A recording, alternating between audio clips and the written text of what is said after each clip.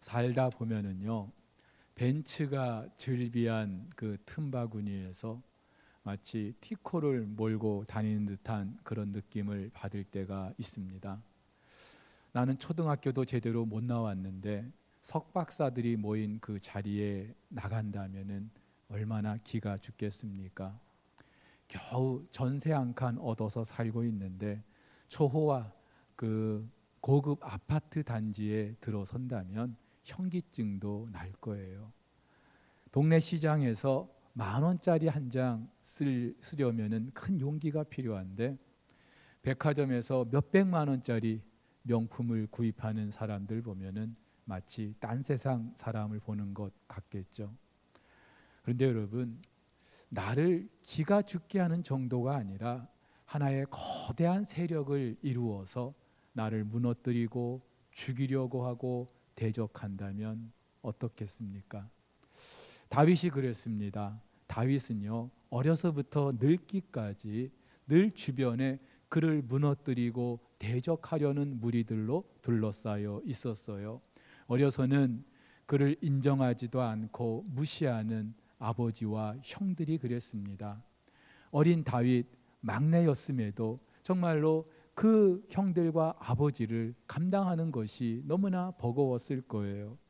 골리앗을 무너뜨린 이후에는 한나라 최고 권력자의 그런 쫓김을 받습니다. 여러분, 나보다 힘이 약한 사람이 나를 해하려고 한다 해도 위협이 될 것 같은데 하물며 한나라 왕이 나를 죽이려고 합니다. 얼마나 두려웠겠습니까? 그런데 다윗은 왕위에 올라서도 그랬죠. 드디어 통일 이스라엘의 왕이 됩니다. 보통이면은 주변 나라들이 축하 사절단이라도 보내야 되지 않겠습니까? 그런데 이때 다윗의 숙적이었던 블레셋은요, 군대를 이끌고 다윗과 싸우자고 덤벼듭니다. 여러분, 그런데 다윗만 그랬던 게 아니라 이스라엘은요, 늘 이렇듯 주변 민족들과 적대적인 관계에 있었어요. 그리고 그때마다 이스라엘은 그들을 상대하는 것이 너무나 버거웠고요, 역부족이었습니다.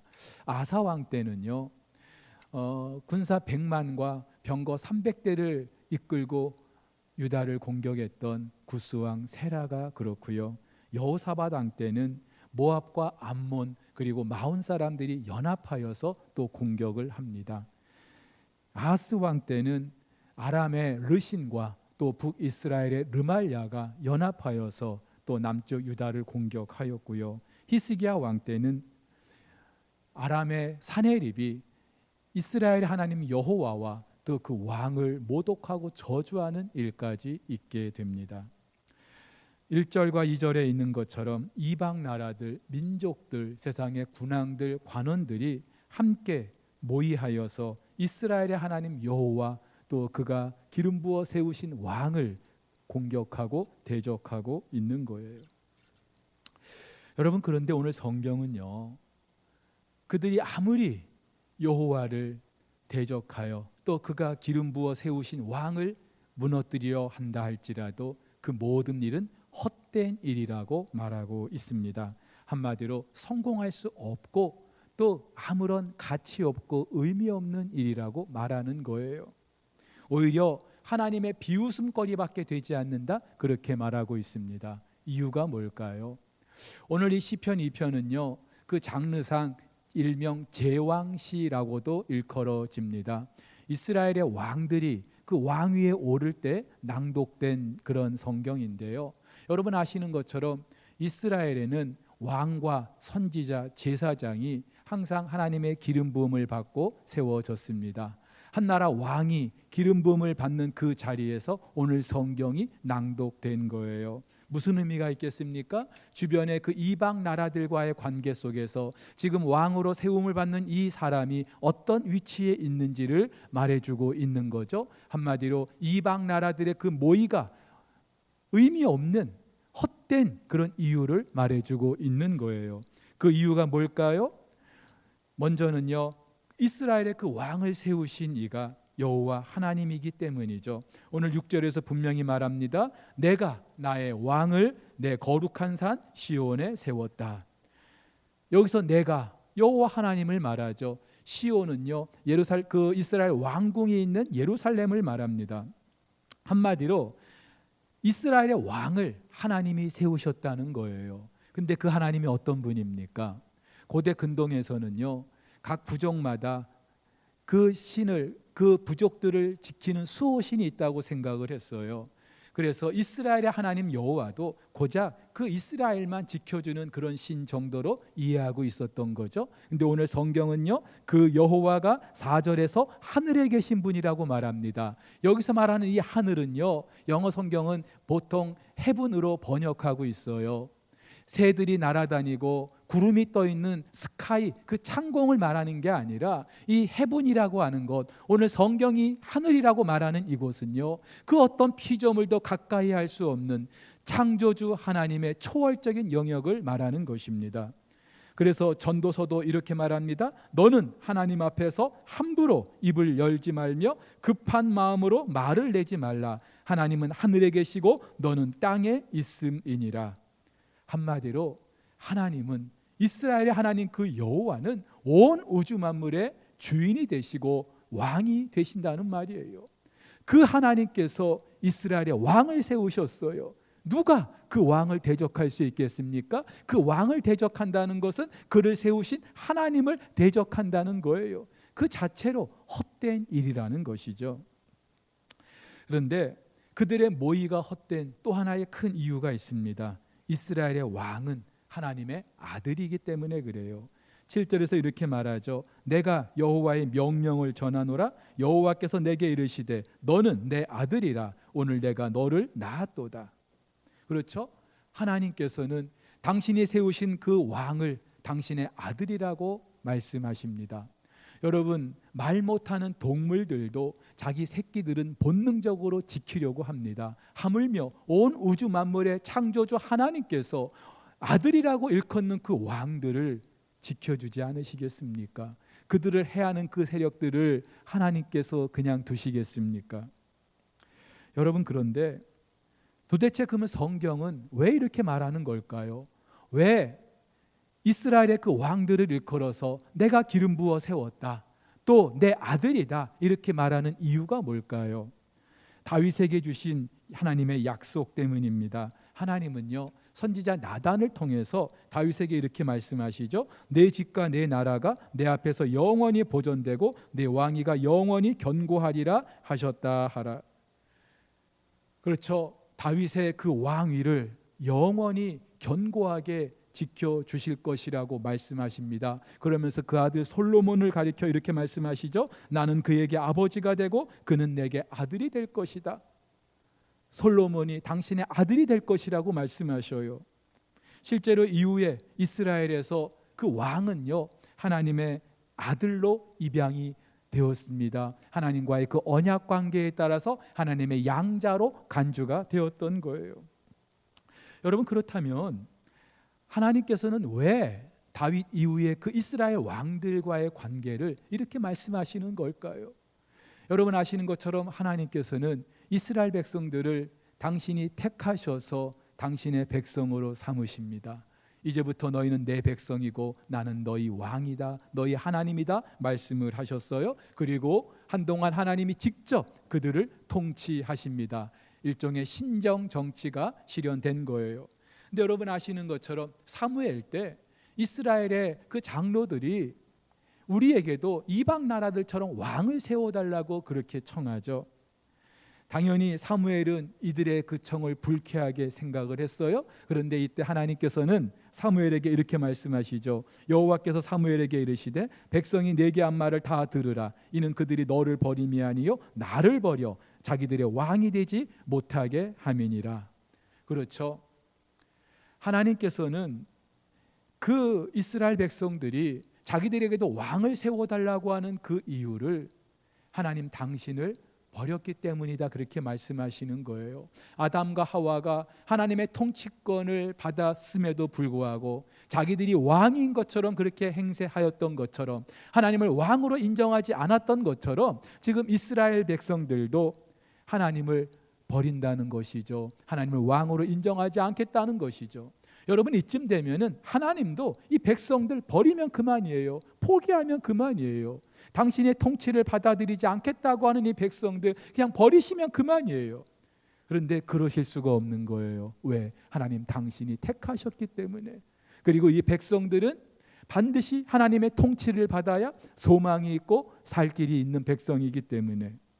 그래서 하나님께서는 그들의 요구를 들어주셔서 왕을 세우게 하십니다마는 그 왕들이 하나님의 대리자로서 그 백성들을 통치하게 하시는 거예요.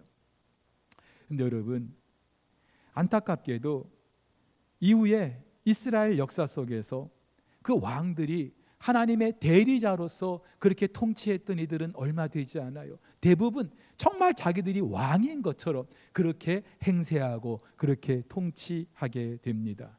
그들에게 여호와 하나님은 더 이상 왕이 되지 않았던 것이죠. 그 결과가 어땠는지 우리는 잘 알고 있어요. 물론 하나님께서 다윗에게 하신 그 약속대로 마지막 그 시드기야 왕까지 다윗의 혈통에서 왕위가 이어집니다. 하지만 이후에 그 시드기야 때 이스라엘 백성들은 바벨론의 포로로 끌려가게 되죠.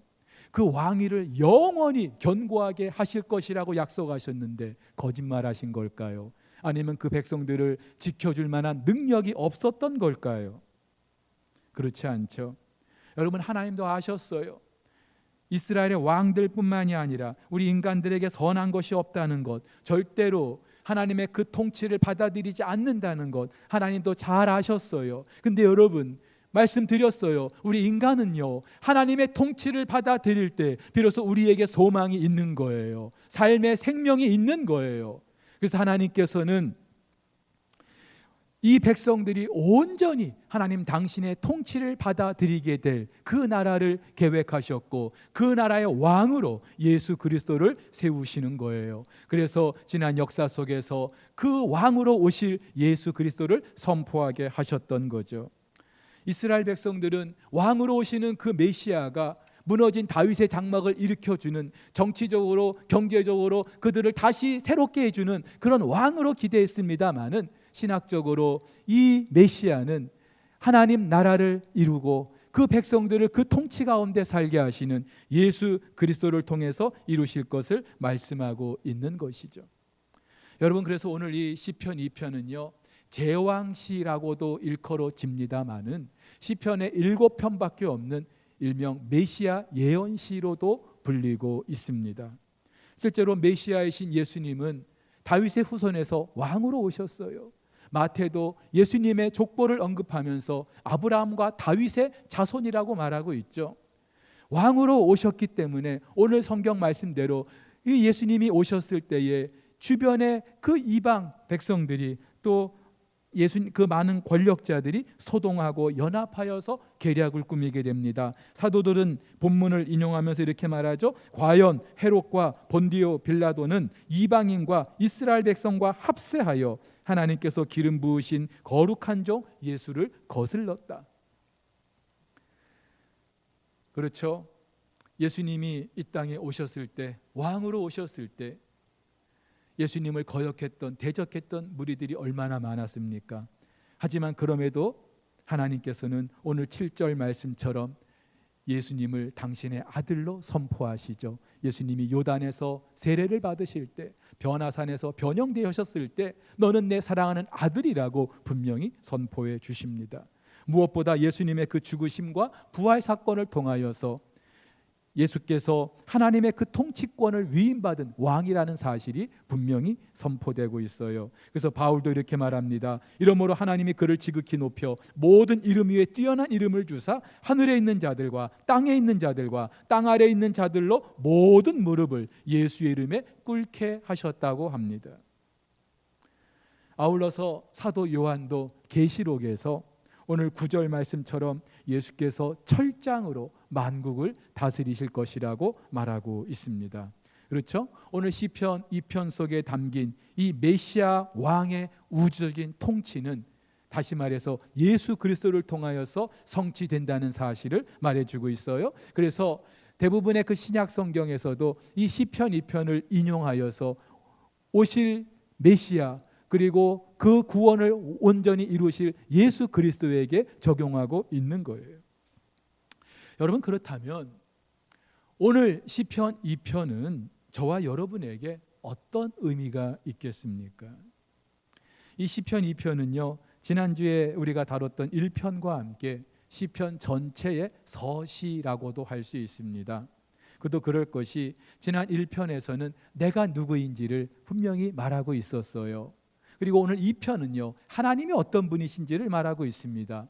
여러분, 인생을 살면서 내가 누구인지 아는 것, 그리고 하나님이 어떤 분인지 아는 것, 이것은요 지혜의 근본이에요. 나는 누구입니까? 지난 1편에서 무엇이라고 말했습니까? 예, 하나님과의 특별한 관계로 불러주신 사람, 시냇가에 심은 나무, 복 있는 사람, 그래서 하늘의 신령한 복을 하나님이 이미 우리에게 주셨다고 말하고 있습니다. 자, 그렇다면은 하나님은 어떤 분이십니까? 오늘 시편 2편에서 분명히 말하고 있어요. 하나님은 온 우주 만물의 창조주가 되시고 왕이 되신다고요. 여러분, 그렇다면은 저와 여러분들은 어떻게 살아야 되겠습니까? 그 하나님의 백성으로서 어떻게 사는 것이 지혜로운 인생일까요? 오늘 11절에서 이렇게 말합니다. 여호와를 경외함으로 섬기고 떨며 즐거워할지어다. 예, 여호와 하나님을 경외하라고 합니다. 여러분, 이것은요 성경이 말하는 우리 지혜의 가장 근본이에요. 우리가 이 땅을 살아가는 데 있어서 성공할 수 있는 가장 지름길이 우리 인생의 주인이신 하나님을 경외하는 거예요. 그런데 이 하나님을 경외하는 것 12절에서는요 그 아들에게 입맞추는 것으로 말하고 있습니다. 그 아들에게 입맞춘다는 이 표현은요 그의 발에 입을 맞추라는 거예요.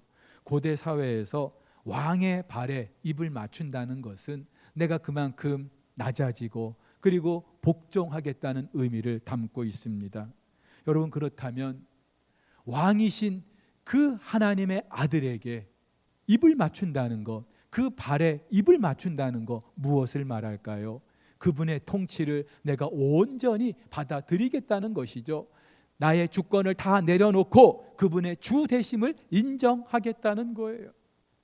오늘 입맞추다라는 이 동사는요 창세기 요셉 이야기에서 한 번 더 기록되고 있습니다. 바로가 자기의 꿈을 해석하여 준 요셉에게 그 애굽의 총리로 임명하면서 이렇게 말하죠. 너는 내 집을 다스리라. 내 백성이 다 내 명령에 복종할 것이다. 내 명령에 복종할 것이다. 바로 이것이 히브리 원어로 입맞출 것이다. 그렇게 표현하고 있어요. 한마디로 애굽의 모든 사람들이 요셉의 통치를 받게 될 것이라는 말이죠. 여러분, 그렇다면은 우리가 하나님의 그 아들에게 입 맞춘다는 것은 그분의 통치를 온전히 받아들인다는 것, 바로 그것을 말하는 것이죠. 여러분, 그렇다면은 우리가 그분의 통치를 받아들인다는 것, 무엇을 말할까요? 한 번은 예수께서 제자들과 함께 이스라엘의 최북단 가이사랴 빌립보 지역을 방문하십니다. 이 가이사랴 빌립보는요 헤롯 빌립이 그 로마의 황제를 위해서 지어 바친 도시입니다. 유대인들보다는 이방인들이 모여 살았고요. 이곳에는 거대한 그런 그 로마의 그 황제를 섬기기 위한 신전도 있었어요. 그러니까 한마디로 그 당시 대부분의 나라가 그랬지만은 특히 이곳에서 로마의 황제가 주였고 왕이었던 거예요. 근데 바로 이곳에서 베드로는요 예수님께 이런 놀라운 고백을 하죠. 주는 그리스도시요 살아계신 하나님의 아들이십니다. 그리스도, 기름 부음 받은 자라는 말이에요. 오늘 시편 2편에서 말씀하고 있듯이 예수가 하나님의 기름 부음 받은 자이고 하나님의 아들이심을 베드로가 고백하고 있는 거예요. 로마의 황제가 주요 그리고 왕이라고 일컬음 받는 그곳에서, 그 시대에 베드로는 당당히 예수가 하나님의 기름 부음 받은 자이고 아들 되심을 고백하고 있는 거죠. 여러분, 그렇다면은 어떻게 될까요? 예수님이 하나님의 기름 부음 받은 자고 그분의 아들이라면 어떻게 될까요? 그 말씀을 듣고 예수님께서는 제자들에게 이렇게 말씀하시죠. 누구든지 나를 따라오려거든 자기를 부인하고 자기 십자가를 지고 나를 따를 것이니라. 그렇죠? 너희가 나를 그리스도로 하나님의 아들로 인정하느냐, 그래서 나를 따라오려느냐, 그러면 너희를 부인하거라, 너희 십자가를 지고 나를 따라오거라 말씀하시는 거예요. 여러분, 나를 부인한다는 거, 내 십자가를 진다는 건 무엇을 말할까요? 나를 죽이는 것이죠. 나를 완전히 내려놓는 거예요. 바울의 표현에 의하면은 내 옛사람을, 그리고 내 육신의 소욕을 내려놓는 거예요. 죽이는 거예요. 왜냐하면은요, 내 안에 있는 이 육신의 소욕은요, 내가 왕인 것처럼 착각하게 만들기 때문에, 내가 왕인 것처럼 그렇게 살아가게 하기 때문에 그렇습니다. 당연히 하나님의 통치를 거부하게 만들겠죠. 사랑하는 성도 여러분, 우리 인생은요, 왕이신 하나님의 통치를 받아들일 때, 그분의 통치를 받을 때 비로소 우리에게는 희망이 있는 거예요. 행복을 누릴 수 있는 거예요. 근데 악한 사탄은요, 아담과 하와를 그렇게 유혹한 것처럼 우리가 하나님의 통치를 받아들이지 못하게 해요. 내가 왕인 것처럼 그렇게 착각하게 만든다, 이 말입니다. 그 인생 행복할까요? 자기가 왕인 것처럼 사는 그 인생이 과연 행복할까요? 전혀 그렇지 않아요. 사랑하는 우리 성도 여러분, 복음은요, 우리를 살리는 것이죠. 복음은요, 우리를 행복하게 하는 거예요. 근데 그 복음의 핵심이 뭐예요? 나는 죽고 예수가 사는 것, 바로 이것인 줄 믿으시기를 바랍니다. 근데 우리는 내가 죽으면 바보 되는 것처럼 생각해요. 내가 죽으면 진짜 지는 것처럼 생각해요. 착각이죠. 우리를 죽지 못하게 하려는 사탄의 술책인 거예요. 무엇보다 우리가 죽지 않으면은요, 우리는 전혀 엉뚱한, 너무나도 헛된 그런 죽음을 맞이할 수밖에 없다는 거예요. 미국 알래스카에 가면은요, 연어떼가 부활을 위해서 강으로 올라오는 아주 놀라운 그런 광경을 목격할 수 있다고 합니다. 그런데 그렇게 연어떼가 올라오는 그 길목에는요, 어김없이 낚시꾼들이 장사진을 치고 있어요. 당연하죠. 손쉽게 연어들을 낚을 수 있기 때문에. 근데 재미있는 것은 그 낚시꾼들 근처에 연어들도 떼를 지어 모여 있다는 거예요. 여러분, 연어는 바다에서 자기가 부화했던 그 강으로 올라가서 알을 낳고 죽습니다. 그리고 그 새끼들이 자기의 그 죽은 시체를 먹고 자라게 하는 거예요. 자기가 죽어서 생명을 살리는 것이죠.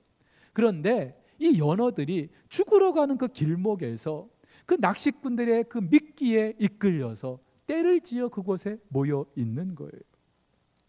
물론 그 미끼에 걸려 죽으나, 그 강 상류에 올라가서 알을 낳고 죽으나, 죽는 건 똑같아요. 하지만 그 의미가 너무나 다르죠.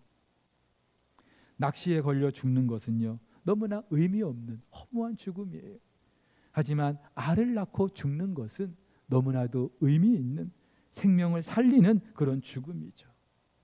여러분, 그렇다면 우리는 우리 스스로에게 한번 가슴에 손을 얹고 물어봐야 돼요. 나는 지금 어떤 죽음을 향하여 달려가고 있는지. 우리 다 죽어요. 그런데 그 죽음이 어떤 의미가 있는지 한번 스스로 질문을 해볼 필요가 있다는 것이죠. 그리고 이 질문은요, 우리의 왕이 누구신지, 내가 누구의 발에 입을 맞춰야 되는지, 그 질문과 맞닿아 있는 거예요. 여러분 아시는 것처럼 초대교회 성도들은요, 로마 정부의 온갖 핍박을 받았습니다. 그런데 그들이 그 핍박을 받을 수밖에 없었던 이유는 로마의 황제가 아니라 그들이 섬기는 예수가 주요 그리스도가 되심을 고백했기 때문이죠. 그래서 초대교회 교부이자 변증가였던 아테나고라스라는 사람은요, 그의 저서 그리스도인들에게 고함이라는 책에서 당시의 그리스도인들을 이렇게 말하고 있습니다. 그들은 공격받더라도 되받아치지 않았다. 강도를 당해도 고소하지 않는다. 구하는 자에게 준다. 그리고 자기 이웃을 자신처럼 사랑한다. 하나님이 인류를 다스린다고 생각하지 않는다면 우리가 어떻게 그토록 순결하게 살 수 있겠는가? 무슨 말이에요? 로마의 황제를 진짜 왕으로 생각했다면 그들은 다르게 살았겠죠.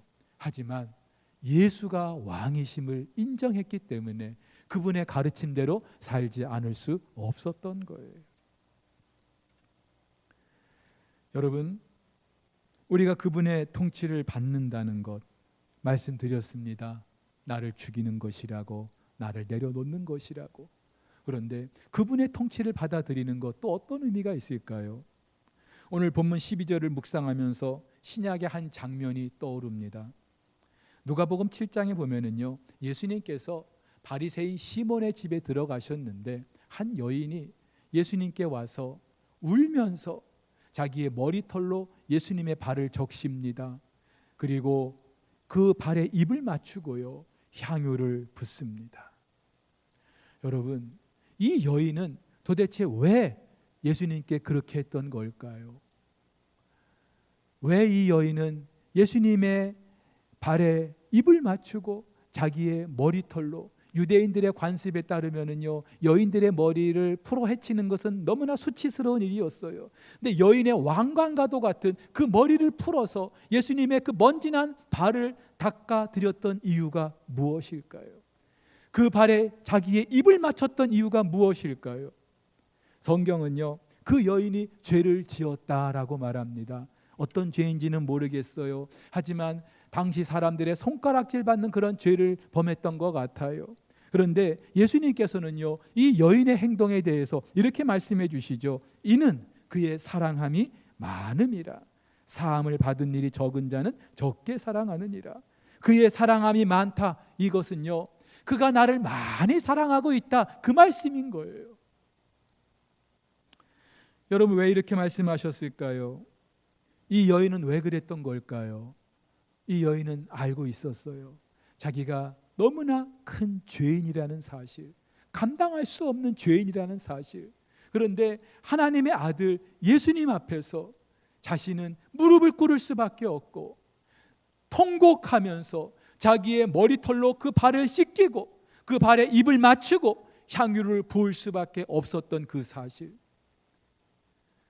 예수님께서는 이 여인의 그런 행동을 당신을 사랑하는 것으로 그렇게 받아들이고 계시는 거예요. 그렇죠? 누군가의 발에 입을 맞추게 되면은요, 사랑하게 돼 있어요. 예수님께서 이 여인을 그렇게 말씀하시면서 그 바리새인 시몬에게 말씀하시죠. 시몬아, 한 사람은 500데나리온 빚을 졌는데 탕감받았어. 또 한 사람은 50데나리온 빚을 졌는데 탕감받았어. 둘 중에 누가 받은 은혜가 더 클까? 당연히 500데나리온이죠. 그러면서 예수님 말씀하시죠. 시몬아, 너는 내가 네 집에 들어올 때에 발 씻을 물도 내주지 않았고, 내 입에 입을 맞추지도 않았고, 내 머리에 부을 감람유도 붓지 않았다. 근데 이 여인은 보거라, 보거라, 울면서 그 머리털로 내 발을 적셨다. 내 발에 입을 맞췄다. 그리고 향유를 내 발에 부었다. 사랑하는 성도 여러분, 내가 누구인지 알면은, 그리고 예수님이 어떤 분인지 알면은요, 우리는 그분 앞에 무릎을 꿇지 않을 수가 없고, 그 발에 입을 맞추지 않을 수가 없고, 그때 우리는 비로소 예수님을 사랑하고 있다는 것을 깨닫게 되는 줄 믿습니다. 제가 부교육자 시절에 한 번은 교육자들 수련회가 있었어요. 근데 수련회 마지막 순서로 서로 발을 씻겨주는 시간이 있었는데, 제가 동기 목사님의 발을 씻겨줄 차례가 되었습니다. 씻겨보신 분 알잖아요. 누군가의 발을 씻겨주기 위해서는 내가 무릎을 꿇어야 돼요. 그렇게 무릎을 꿇고 그 목사님의 발을 씻기는데, 이상하게 내 마음 깊은 곳에서부터 눈물이 솟구쳐 나오기 시작하는 거예요. 그러면서 내 앞에 앉아있는 그 목사님이 너무나 사랑스러운 거예요. 그래서 나도 모르게 그 목사님의 발에 입을 맞추었어요. 사랑하는 우리 성도 여러분, 나에게 어떤 큰 위력을 가지고 내 삶을 좌지우지하지 못하는 그런 사람이라 할지라도 내가 그 발 앞에 무릎을 꿇고 그 발에 입을 맞출 때에 우리는 그분을 사랑하지 않을 수가 없어요. 하물며 만왕의 왕이신 예수 그리스도 그분의 발에 입을 맞출 때 우리가 어떻게 그분을 사랑하지 않을 수 있겠습니까? 사랑하는 우리 성도 여러분, 사랑하면 그 발에 입 맞출 수 있어요. 그리고 그 발에 입 맞추면 사랑하게 되는 줄로 믿습니다. 이번 한 주간도 우리 왕이신 예수 그리스도 그분의 주 되심을 인정하고 나를 내려놓고 그 발에 입 맞추는 그런 삶을 살아가면서 주님, 내가 주님을 더 사랑합니다. 더 사랑합니다. 이 고백으로 살아갈 수 있기를 주의 이름으로 축복합니다.